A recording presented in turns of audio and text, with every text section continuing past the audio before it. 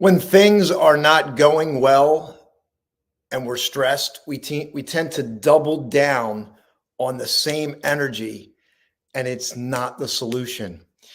Let's play with the opposite energies today. Let's play with paradox. Let's gain some perspective. This is Austin with Cultivate Conscious Moments. I'll be right back. But for now, give yourself the gift to pause and breathe. Take a moment and see if you can slow down just a little bit. I'll be right back.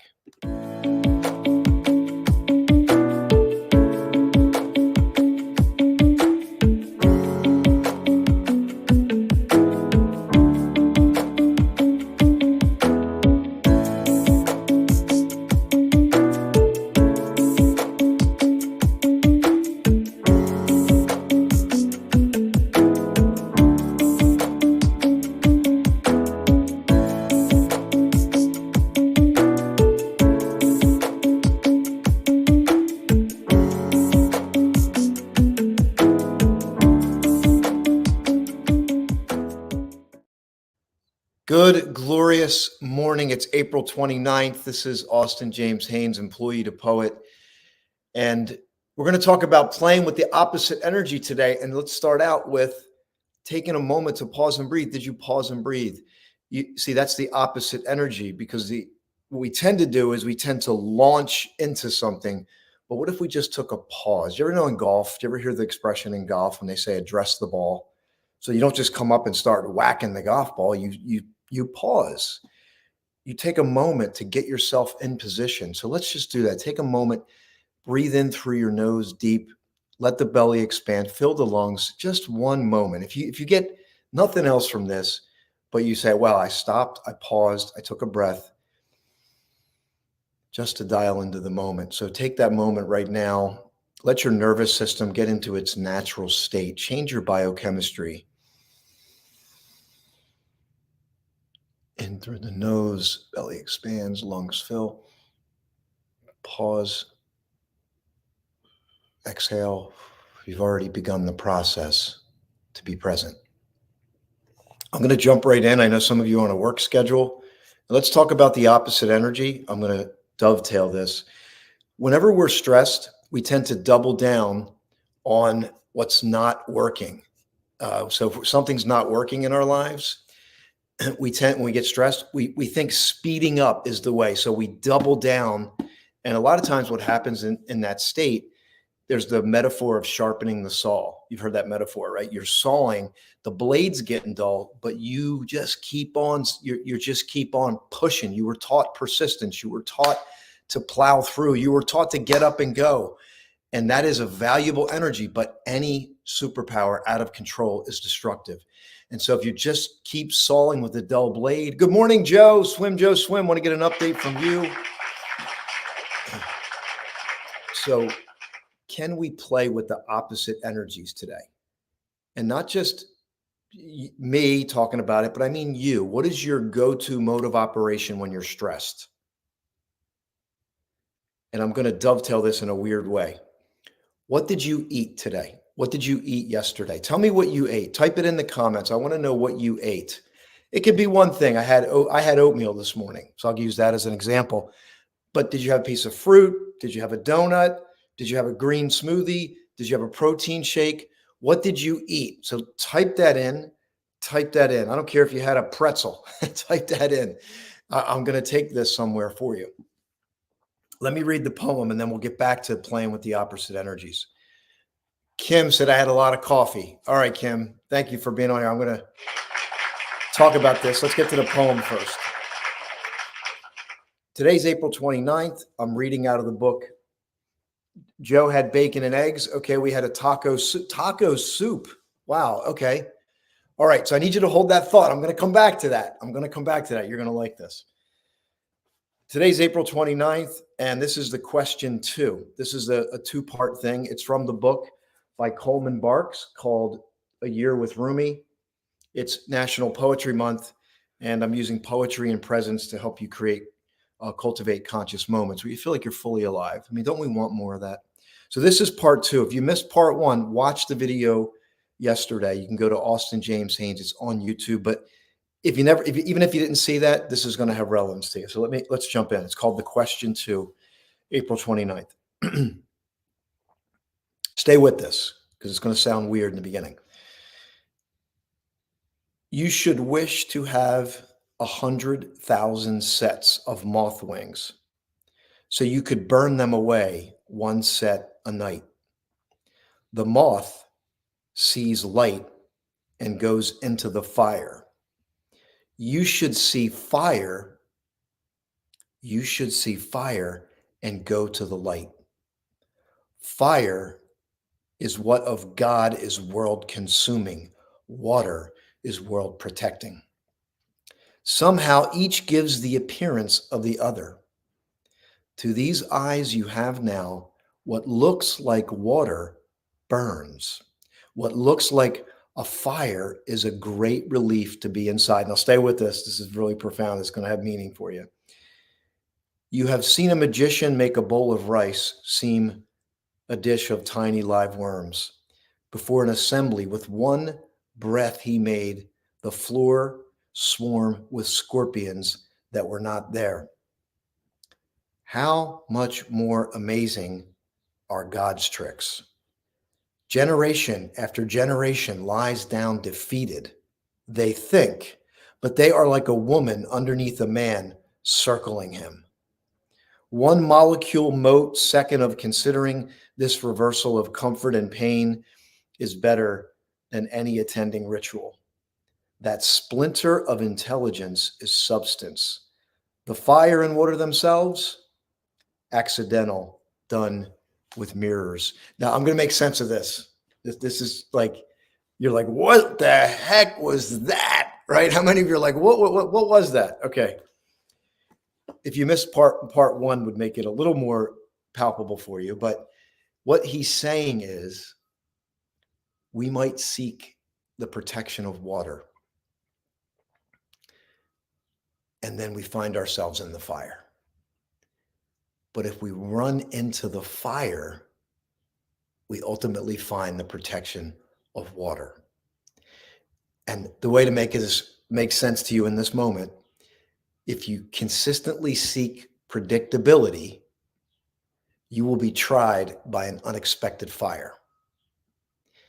If you seek uncertainty out of the comfort zone, it seems like you're being tried by fire, but you will come to a peaceful haven.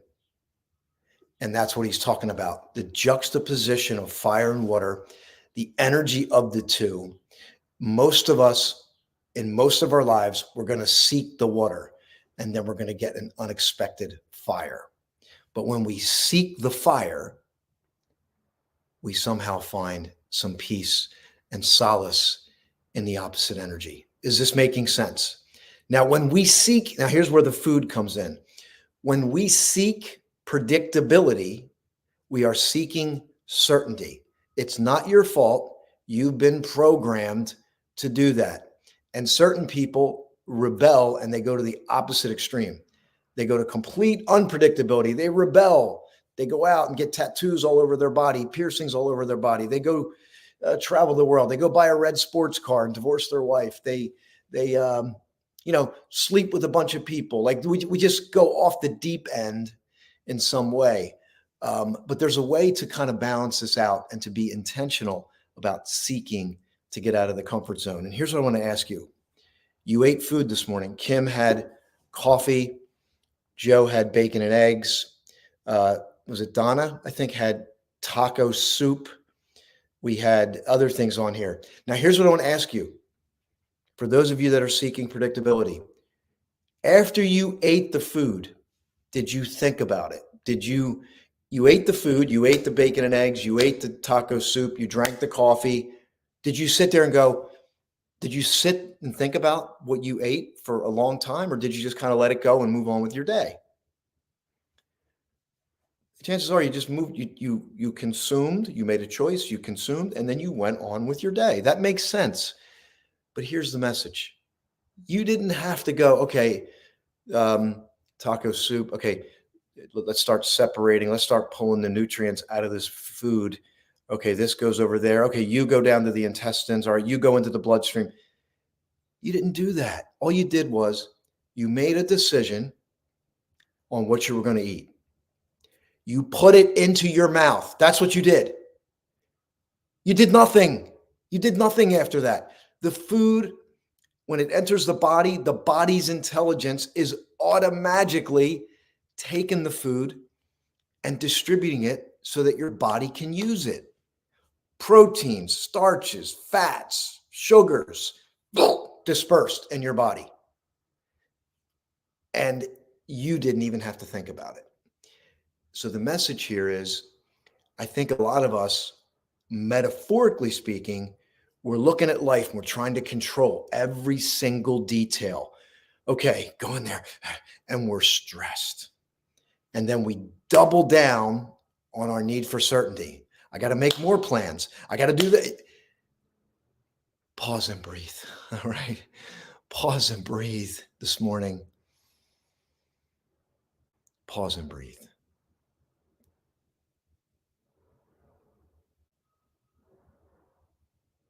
It's difficult to pause and breathe. I know it is, because your mind is constantly kicking.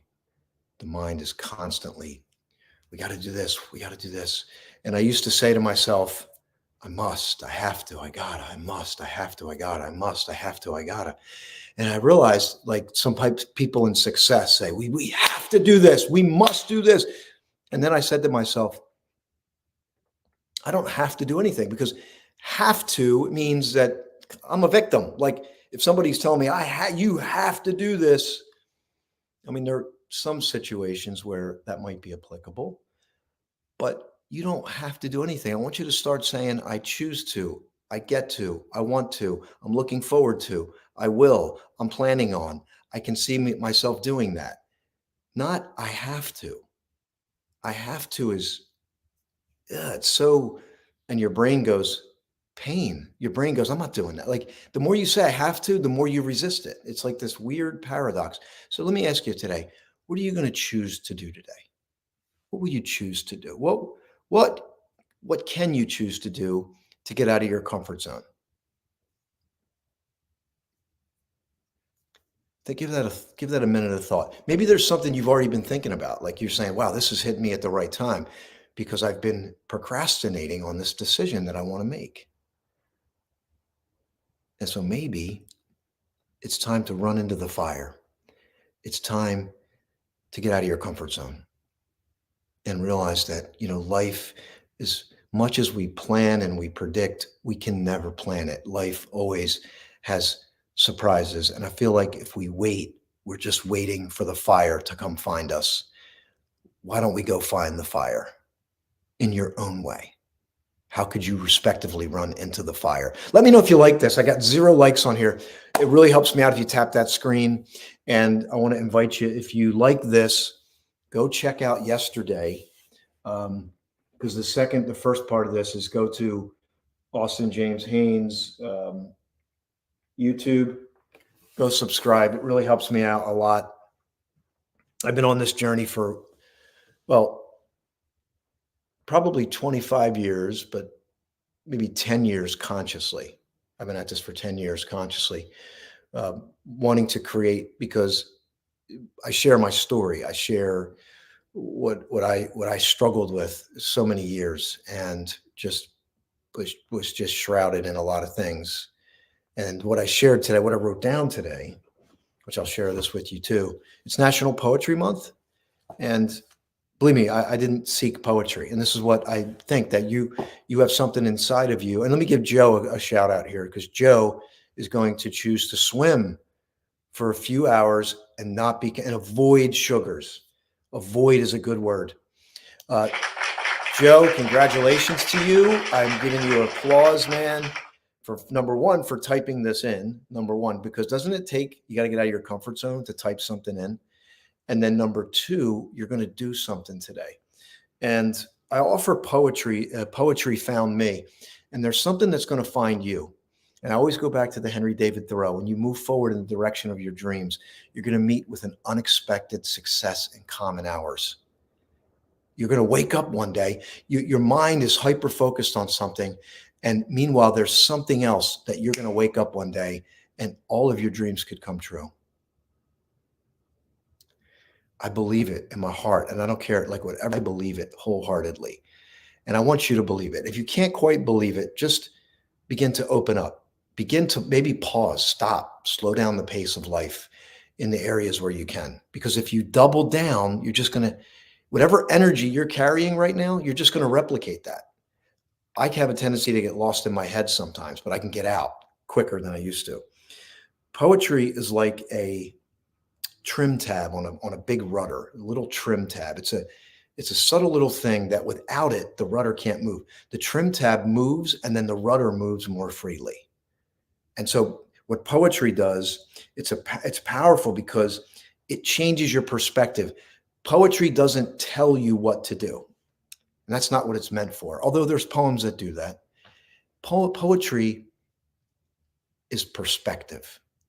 And the perspective is so subtle, but when you cultivate a conscious moment, when you're fully present and conscious, that perspective is like complete illumination. You see things you haven't seen before.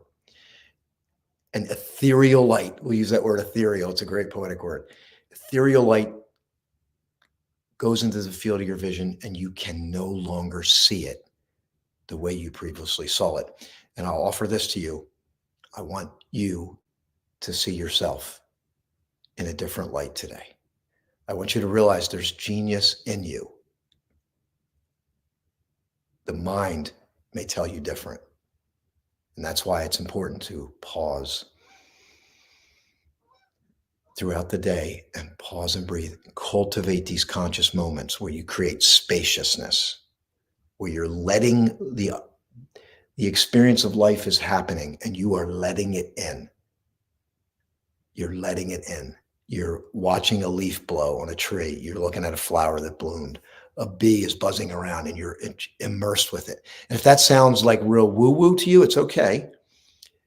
Because you might have another experience that's going to allow life to come in and touch you. And it's the subtle things that change our lives.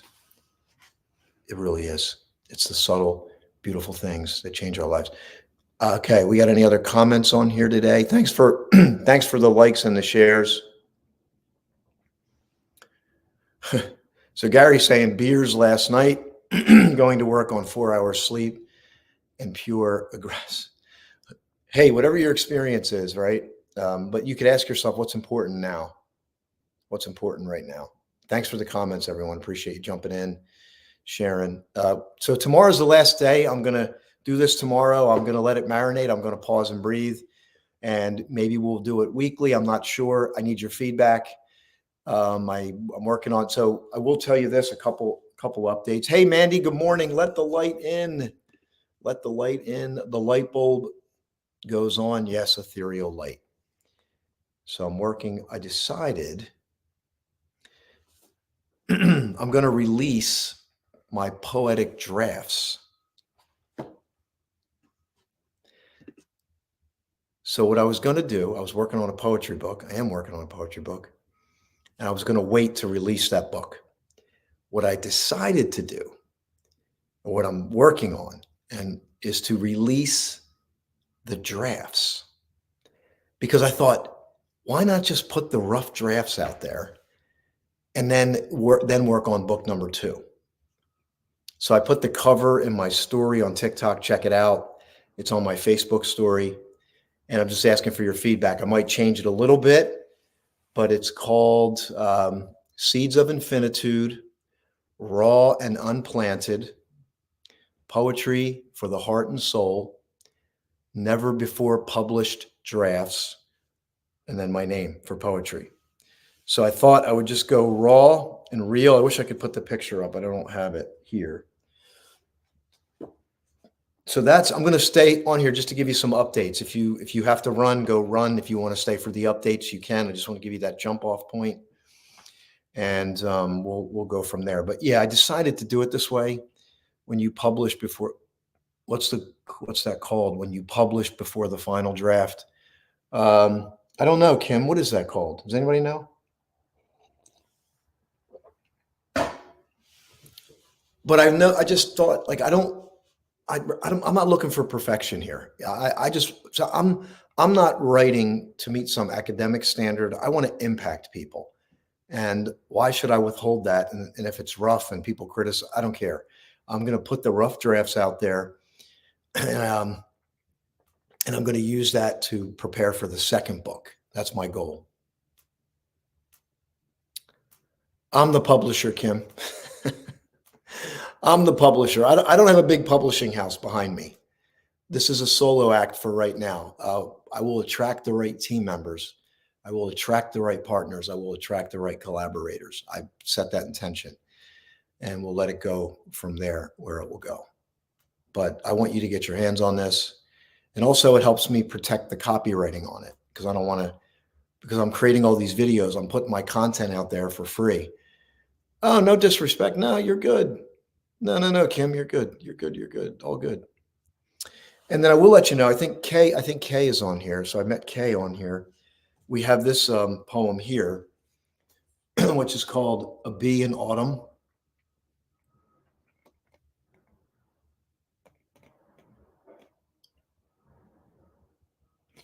This is my original poem. This is one of them. And Kay Gibbons, who painted this, she's on the TikTok stream. She didn't paint it for my poem. We didn't know. She painted it like a year ago or a couple of years ago. And she heard my poem, and we put it together. We're going to be auctioning this off at some point for a charity. My friend Candace, who has ALS, she was given 6 months to live over 31 years ago. She survived. She beat it. I won't say she beat it, but she overcame that death sentence, and she lived. And so we're going to help her raise money, and I'll read the poem to you. I'm actually going to redo a video for this because I changed the wording slightly. It says, a bee in autumn, a late flower blooms, a solo traveler sucking every drop of nectar, even though death looms, blissfully present, oblivious to winter's specter. So stay tuned for that. And again, if you got value from this, just hit the screen, follow along.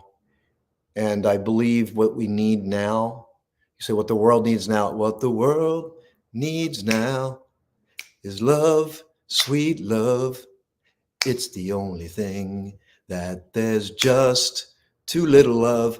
But we also need to slow down. Slow down.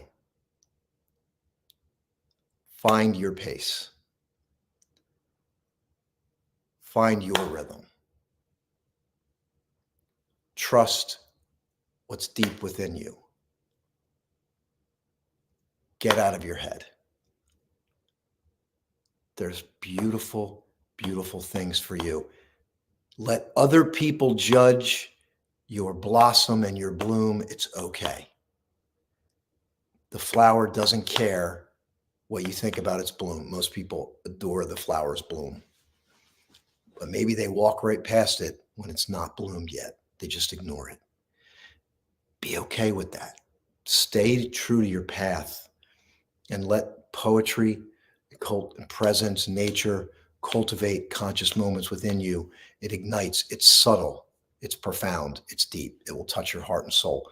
So I am going to, I'll just give you a quick update and then we'll end this today. Let me just grab some shares.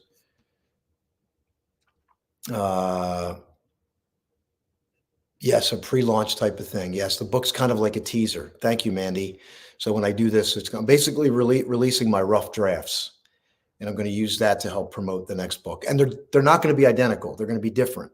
It's going to be a series.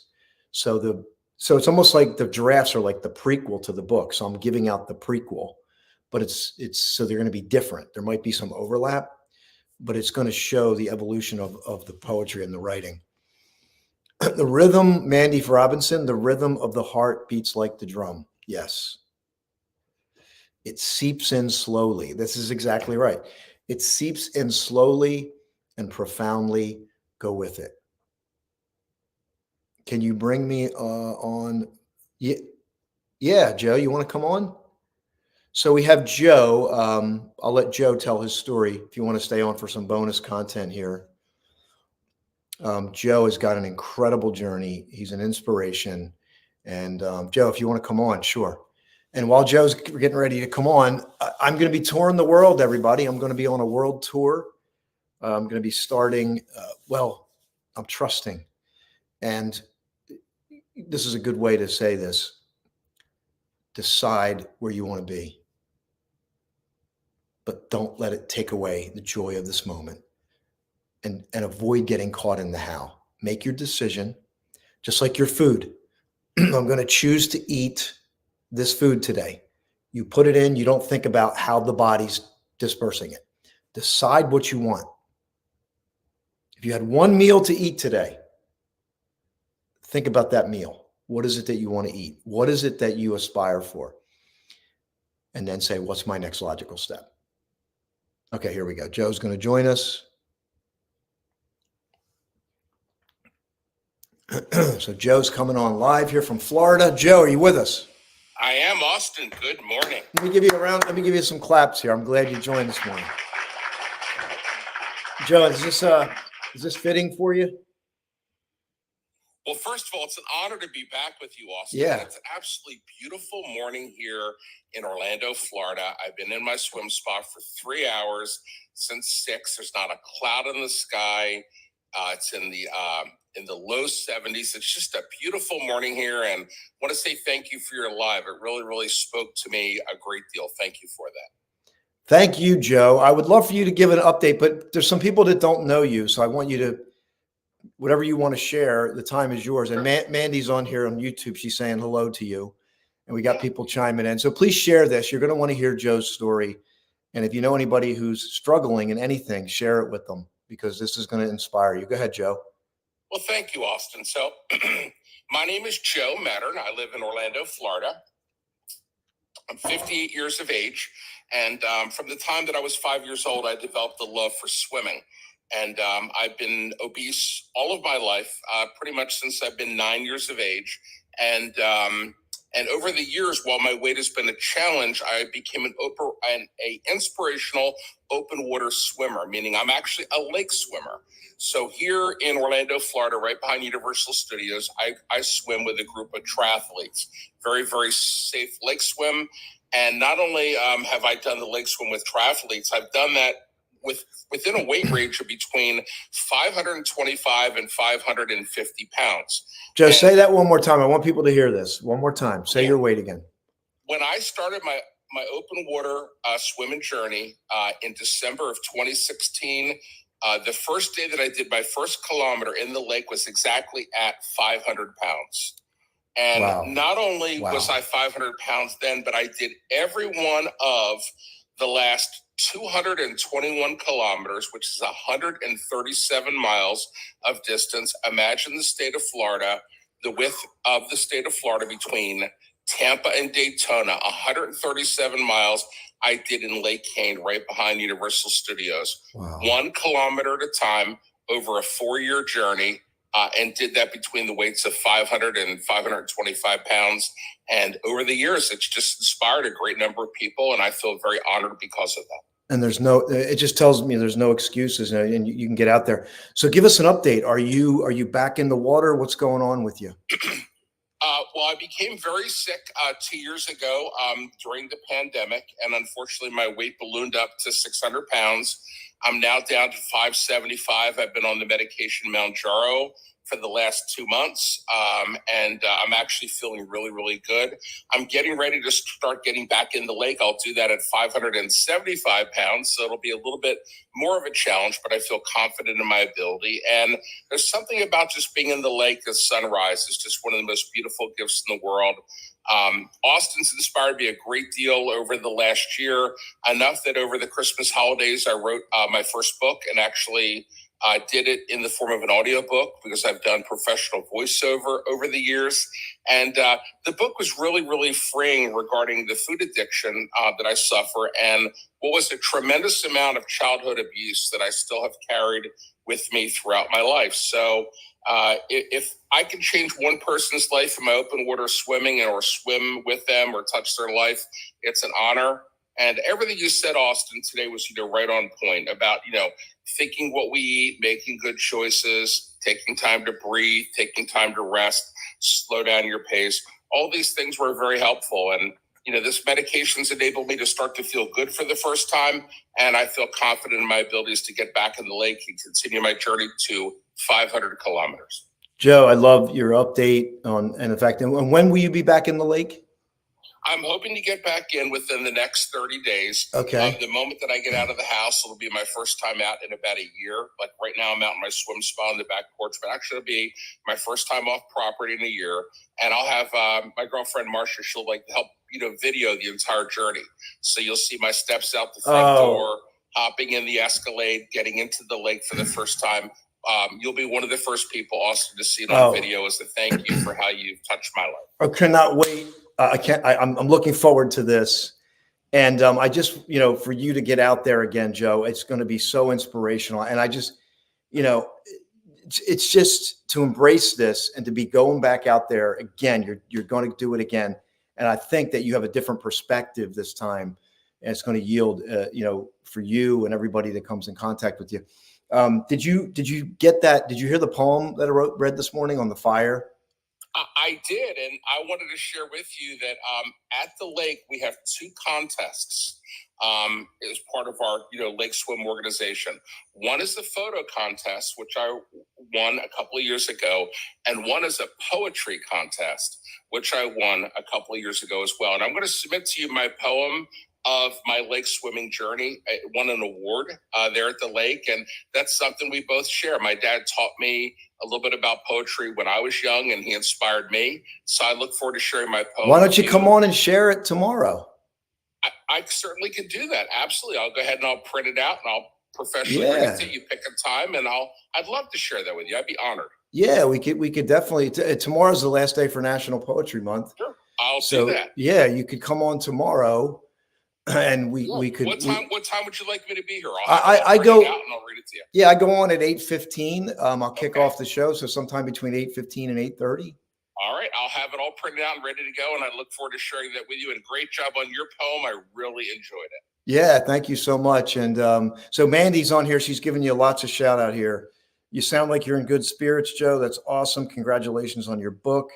Thanks for jumping on, and woohoo. And Mandy's a poet out of Canada. Well, Mandy, it's a pleasure to meet you here through Austin, and thank you for the kind words. I appreciate that. I look forward to sharing the poetry tomorrow with you. Austin, keep up the great work and have a great day. Thank you, Joe. So everybody, make sure you follow Joe, and you got an incredible story that's going to unfold here. And I'm just honored to do this. If this inspired you today, just click follow, share it. It makes a big deal. We're trying to grow this platform. We want people to dial into themselves. There's hustle culture, there's agendas, there's all this kind of stuff. Let's dial into what's true, what's authentic in you, and let's begin to trust that. And when you tap into that, and that's what's happening to Joe, you begin to live from a different place. You're not trying to get to a place. You're not trying to get to a different place. You're living from a different place. And when you live from a different place, you expand into the places that you're meant to be, the success you're meant to have, the people you attract into your life. It's a beautiful process when we begin to trust ourselves. And I think for many of you listening, this is what you need to hear. You need to learn to trust yourself and to run into the fire, embrace the uncertainty in your life as a blessing and not as a curse, and begin to become just getting out of your comfort zone, to sound cliche, to get out of the comfort zone more often. Pick your spots. When something rises up, there's a little bit of nerves. Say, what if I did this? What if I went the opposite way? Because we talk ourselves out of so much. And I know Joe, if he was on here, he would tell you probably how many times he talked himself out of it, right? But now the momentum's building. the mind is kicking in a good way, and you start to build momentum. So I'm going to end this right here. This has been an incredible show today. I'm just going to pause for a moment for myself and just express some gratitude.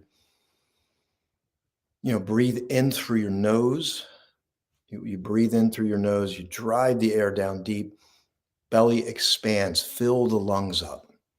And then if you feel so compelled, you can pause once you get to that inhale.